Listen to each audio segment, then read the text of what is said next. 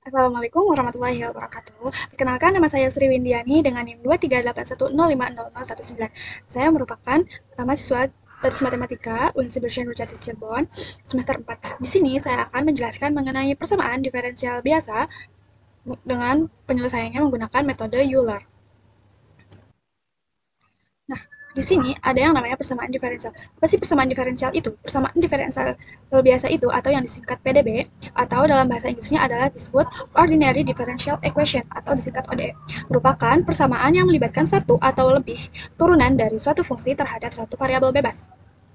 Nah, ciri-ciri dari persamaan diferensial biasa, yang pertama yaitu hanya memiliki satu variabel bebas, yang kedua melibatkan turunan atau derivatif dari suatu fungsi terhadap variabel bebas tersebut.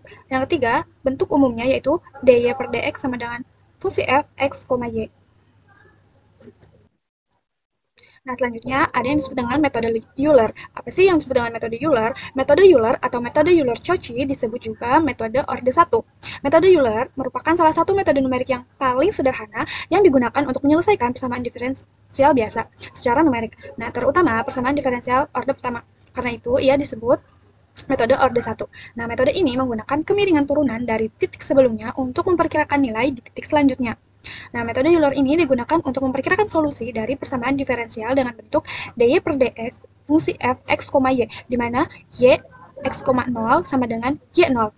Nah, ada juga rumus metode Euler yaitu yn plus 1 sama dengan yn ditambah h dikali fungsi f xn, yn, di mana xn-nya itu merupakan titik ke n, y-nya itu merupakan nilai pendekatan solusi xn, h-nya itu langkah, fungsi f xn, yn itu merupakan turunan dari fungsi di titik xn, yn. Nah, dari mana sih kita mendapatkan rumus tersebut? Nah, misalnya di sini ada diagram Cartesius. Misalnya kita punya fungsi yaitu y sama dengan fx. Nah, kemudian kita tentukan satu titik, misalnya titiknya di sini, berada pada x0, y0. Nah, selanjutnya dari titik tersebut kita akan membuat sebuah garis singgung. Garis putus-putus yang merah ini merupakan garis singgung x0, y0. Nah, kemudian dari garis singgung ini kita tentukan satu titik. Misalnya titiknya itu ada di x1, y1. Nah, dari titik yang berada pada garis singgung ini, kita akan tentukan sebuah titik yang berada pada y sama dengan fx, di mana titiknya itu akan berada di x1, y1 yang sejati yang berada pada fungsi y sama dengan fx. Nah, disinilah yang akan kita cari. Nah, kemudian di sini ada yang namanya h, yaitu langkah atau jarak antara x0 dengan x1. Kemudian di sini, nah daerah ini merupakan galat atau errornya dari persamaan tersebut. Nah, kita perhatikan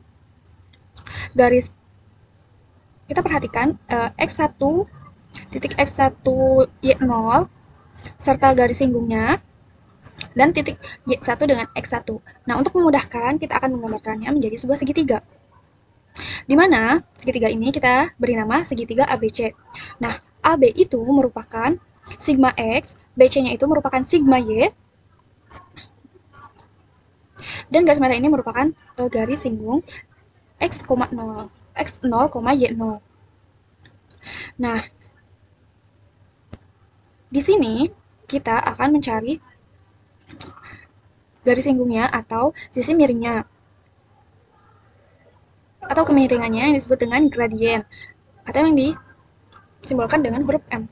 Nah, untuk mencari gradien ini, yang pertama kita bisa menggunakan turunan pertama atau y aksen 0. Bisa juga kita menggunakan perbandingan fungsi trigonometri, yaitu menggunakan tan alfa.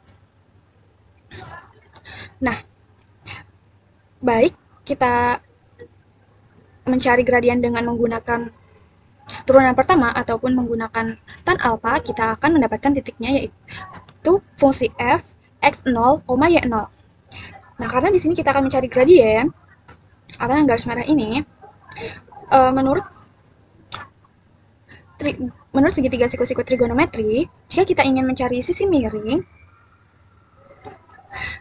itu perbandingannya sisi depan dibagi sisi samping, atau sisi depannya itu BC dibagi sisi sampingnya AB atau AB. Nah, BC itu merupakan sigma Y dan AB-nya itu merupakan sigma X. Nah, coba kita lihat pada diagram Cartesius ini, di mana sigma Y itu merupakan Y1 dikurangi Y0. Selanjutnya, untuk sigma X itu merupakan H atau jarak dari X0 ke X1. Nah, sehingga dari persamaan ini, yaitu fungsi f x0, y0 sama dengan y1 dikurangi y0 dibagi h. Nah, kemudian kita akan kalikan kedua ruas untuk menghilangkan h ini, h yang berada di sebelah kanan, sehingga akan menjadi h dikali fungsi f x0, y0 sama dengan y1 dikurangi y0.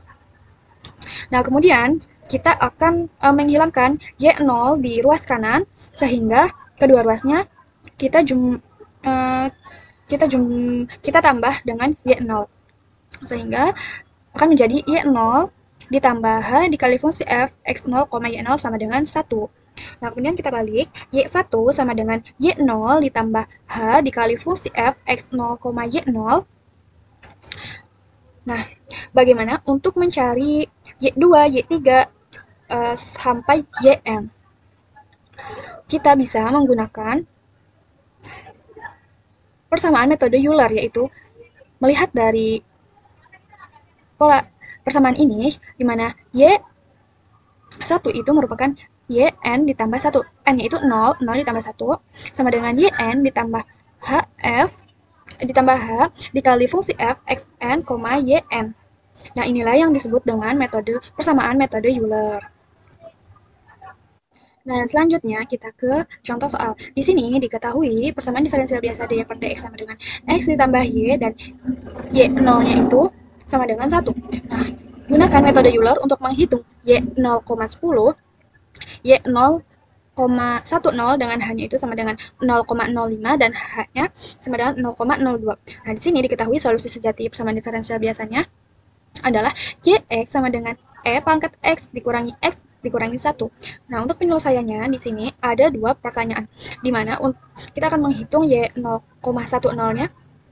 Yang pertama ada dengan H sama dengan 0,05 dan H-nya dengan 0,02. Nah, yang pertama kita menghitung untuk H sama dengan 0,05. Nah, kita tulis dulu yang diketahuinya. Yang diketahuinya itu A atau X0-nya sama dengan 0, karena dari Y0 sama dengan 1, di mana 0 ini merupakan X0-nya. Nah, kemudian B-nya itu 0,10 atau Y yang akan kita cari, dan H-nya 0,05. Nah, dalam hal ini, fungsi f, x, y itu sama dengan x ditambah y, yaitu ini, yang persamaan diferensial yang ada pada soal. Dengan menggunakan metode Euler, menjadi fungsi f, xn, yn sama dengan xn ditambah yn. Nah, persamaan metode Euler, rumus persamaan metode Euler itu kan yn ditambah 1 sama dengan yn ditambah h dikali fungsi f, xn, yn. Nah, kita substitusi, di mana h-nya itu 0,05 dan xn, yn-nya itu xn ditambah yn. Maka akan menjadi yn ditambah 1 sama dengan yn ditambah 0,05 dikali fungsi f, xn ditambah yn. Sehingga yang pertama yaitu untuk x0, di mana untuk x0 sama dengan 0, y0-nya itu sama dengan 1. Kemudian untuk x1 sama dengan 0,05, y1-nya itu akan sama dengan, nah, kita akan menggunakan rumus metode Euler, di mana untuk y1 itu sama dengan y0 ditambah 0,05 dikali fungsi f, x0 ditambah y0 sama dengan y0-nya itu 1, dari pernyataan sebelumnya, 1 ditambah 0,05 dikali x0-nya itu 0 ditambah 1. Hasilnya yaitu 1,0500. Nah, untuk x2 yaitu 0,10, karena setiap langkah atau jarak antara x1 ke x2 itu harus 0,05, maka kita tambahkan 0,05, sehingga x2-nya akan menjadi 0,10. Nah, untuk y2-nya yaitu y1 ditambah 0,05 dikali fungsi f x1 ditambah y1 sama dengan y1-nya kita sudah diketahui yaitu 1,0500 ditambah 0,05 dikali x1-nya kita tahu 0,05 dan ditambah y1-nya yaitu 1,0500 kan sama dengan 1,1050. Nah, jadi untuk y 0,10 itu nilainya akan mendekati 1,1050 dengan menggunakan h-nya itu 0,05. Nah, selanjutnya kita akan mencari galatnya dengan kita akan mencari nilai sejatinya terlebih dahulu. Di mana tadi solusi dari persamaan diferensial biasa dengan nilai sejatinya yaitu e pangkat x dikurangi 1. Nah, untuk y 0,10 kita substitusi x-nya menjadi 0,10. Akan sama dengan e pangkat 0,10 dikurangi 0,10 dikurangi 1 itu akan sama dengan 0,00517. Nah, untuk galatnya yaitu kita akan mengurangi nilai sejatinya dengan nilai yang sudah kita hitung dengan h-nya itu sama dengan 0,05 yaitu mutlak 0,00517 dikurangi 1,1050 akan sama dengan 1,0998. Nah, ini merupakan galat atau errornya. Selanjutnya, untuk h-nya itu 0,02. Caranya seperti tadi, kita tulis dulu yang diketahuinya. Tadi yang sudah diketahui, x0-nya itu sama dengan 0 dan b-nya itu 0,10. Dan di sini kita akan menghitung h-nya yaitu 0,02. Nah, dalam hal ini, fungsi f x, y sama dengan x ditambah y itu dengan menggunakan metode Euler akan menjadi fungsi f xn, yn sama dengan xn ditambah yn sama seperti yang tadi. Namun perbedaannya di sini kita akan mengganti h-nya dengan 0,02 sehingga persamaannya menjadi yn ditambah 1 sama dengan yn ditambah 0,02 dikali fungsi f xn ditambah yn. Karena ini h-nya lebih kecil, maka iterasinya juga akan lebih banyak untuk mencapai y-nya itu 0,10. Nah, kita mulai hitung. Untuk x0 sama dengan 0 itu sudah diketahui yaitu y0-nya sama dengan 1. Nah, kemudian untuk x1-nya sama dengan 0,02.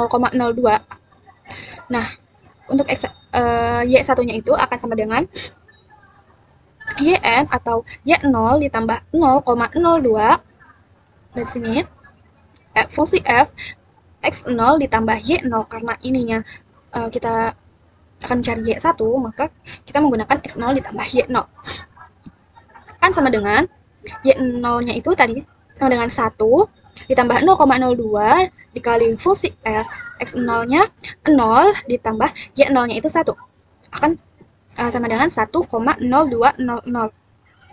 Nah, kemudian untuk x2 sama dengan 0,04 di mana di sini antara x1 dan x2-nya itu harus langkahnya sama yaitu 0,02 sehingga kita tambahkan 0,02 sehingga x2-nya itu akan menjadi 0,04. Nah, dari untuk x2, y2-nya itu akan sama dengan y1 ditambah 0,02 dikali fungsi f x1 ditambah y1 karena kita menggunakan titik sebelumnya yaitu x1 dan y1. Nah, di sini y1-nya kita sudah diketahui yaitu 1,0200 ditambah 0,02 dikali x1-nya itu 0,02 ditambah y1-nya itu 1,0200 sehingga di sini nilainya akan mendekati 1,0408. Nah, untuk x3, x4, x5 itu menggunakan cara yang sama. Ketika dari x2 ke x3 itu kita tambahkan 0,02 sampai kita menemukan 0,10-nya itu di x5. Caranya sama saja seperti kita menghitung x1 dan x2, kita tinggal masukkan saja titik-titik yang sudah diketahui sebelumnya, sehingga untuk x3 itu akan sama dengan 1,0624, untuk x4-nya itu akan sama dengan 1,0848, dan untuk x5-nya 1,1081. Nah, ini berhenti pada x5 atau iterasi kelima. Jadi untuk y 0,10 maka nilainya akan mendekati 1,1081 dengan menggunakan h-nya itu 0,02. Nah, selanjutnya kita akan mencari galat dengan nilai sejatinya. Tadi nilai sejatinya itu kita sudah tahu yaitu 0,0517. Kita tinggal mengurangi dengan nilai yang sudah kita cari menggunakan metode Euler tadi, di mana galatnya itu mutlak 0,00517 dikurangi 1,1081 akan menghasilkan 1,1029. Nah, ini merupakan galat atau errornya dari menggunakan H-nya itu 0,02. Nah, selanjutnya di sini ada contoh 2, di mana diketahui persamaan diferensialnya itu dy per ds sama dengan sin x ditambah 2y dan y nolnya itu sama dengan 1. Gunakan metode Euler untuk menghitung y 0,08 dengan hanya 0,02. Kemudian diketahui solusi sejatinya, dx sama dengan negatif 1 per 5 cos 3x dikurangi 2 per 5 sin x ditambah 6 per 5 pangkat 2x. Penyelesaiannya sama seperti contoh yang pertama, kita tuliskan diketahuinya, di mana x0-nya itu sama dengan 0, b-nya atau yang akan kita cari y-nya itu 0,08, hanya itu menggunakan 0,02. Nah, dalam hal ini fungsi fx, y-nya itu sin x ditambah 2y. Nah, dengan metode Euler akan menjadi fungsi fxn, yn sama dengan sin xn ditambah 2yn. Nah, dari persamaan metode Euler ini kita substitusi, di mana hanya itu sama dengan 0,02 dan fungsi f xn, y-nya itu akan menjadi fungsi f sin xn ditambah 2yn. Nah, sehingga untuk x0-nya tadi sudah diketahui sama dengan 0 dan y0-nya itu sama dengan 1. Nah, kemudian kita akan mencari x1. X1-nya itu sama dengan 0,02 karena hanya 0,02, jadi jarak antara x0 ke x1 itu 0,02 atau ditambah dengan 0,02. Setiap iterasi atau setiap langkah, ketika x1 ke x2 ditambah 0,02, x2 ke x3 itu ditambah 0,02 dan seterusnya sampai kita menemukan x-nya itu 0,08 di sini pada iterasi keempat. Selanjutnya untuk x1 di 0 sama dengan 0,02, maka y1-nya itu akan sama dengan y0 ditambah 0,02 fungsi f kali sin x0 ditambah 2y0. Di mana y0-nya itu sama dengan 1, maka kita substitusi ditambah 0,02 sin x0. Kita substitusi juga yaitu 0 ditambah 2 dikali y0-nya 1, maka akan sama dengan 1,04. Kemudian kita akan mencari x2 sama dengan 0,04, y2-nya itu akan sama dengan, karena metode Euler itu menggunakan titik sebelumnya untuk mencari titik selanjutnya. Untuk x2-nya berarti kita akan menggunakan titik sebelumnya itu x1 dan y1. Y1-nya itu sama dengan 1,04 ditambah 0,02 dikali fungsi fx sin x. Sin x-nya itu sin x1-nya itu 0,02, kita substitusi ditambah 2 dikali y1. Y1-nya itu yang sudah kita cari tadi, yaitu 1,04. Kemudian kita substitusi 1,04. Nah, maka nilai y2-nya itu akan mendekati 1,0820. Begitupun untuk x3 caranya sama, dan kemudian x4 juga menggunakan cara yang sama. Sehingga untuk x3 kita akan mendapatkan nilainya itu mendekati 1,1261. Dan untuk x4-nya di mana sudah mencapai 0,08 yaitu 1,1723. Jadi untuk y-nya 0,08 ini nilainya akan mendekati 1,1723 dengan hanya itu 0,02. Nah, selanjutnya kita akan membandingkan dengan galat yang nilai sejatinya, di mana tadi persamaan nilai sejatinya itu negatif 1 per 5 cos 3x dikurangi 2 per 5 sin x tambah 6 per 5 pangkat 2x. Nah, kemudian kita akan mencari y 0,08, maka kita substitusi 0,08 itu ke x dari persamaan solusi nilai sejatinya.